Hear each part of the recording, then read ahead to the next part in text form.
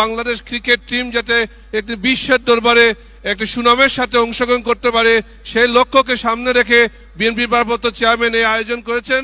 সংক্ষিপ্ত বক্তব্যের জন্য অনুরোধ করছি বিএনপি জাতীয় নির্বাহী কমিটির সম্মানিত সদস্য জনাব মিজানুর রহমান চৌধুরী।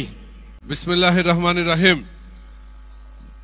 জিয়া ক্রিকেট টুর্নামেন্টের আজকের এই উদ্বোধনী অনুষ্ঠানের সম্মানিত অতিথিবৃন্দ, উপস্থিত আমাদের খেলোয়াড়বৃন্দ, উপস্থিত দর্শক ভাই বোনেরা, আমি আমার বক্তব্যের শুরুতেই আজকে যারা আয়োজন করেছেন তাদেরকে ধন্যবাদ জানাচ্ছি।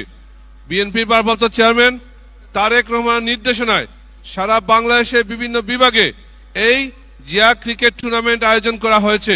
উদ্দেশ্য হচ্ছে একটি, যে আগামী প্রজন্ম যাতে খেলাধুলার মাধ্যমে একটি ভালোভাবে তারা খেলাধুলায় মনোনিবেশ করে এবং এই খেলাধুলার মাধ্যমে বাংলাদেশ ক্রিকেট টিম যাতে একটি বিশ্বের দরবারে একটি সুনামের সাথে অংশগ্রহণ করতে পারে সেই লক্ষ্যকে সামনে রেখে বিএনপির ভারপ্রাপ্ত চেয়ারম্যান এই আয়োজন করেছেন।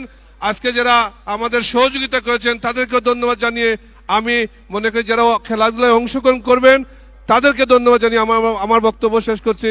আল্লাহ হাফেজ। বাংলাদেশ জিন্দাবাদ। অসংখ্য ধন্যবাদ জনাব মিজানুর রহমান চৌধুরী, সদস্য জাতীয় নির্বাহী কমিটি বিএনপি।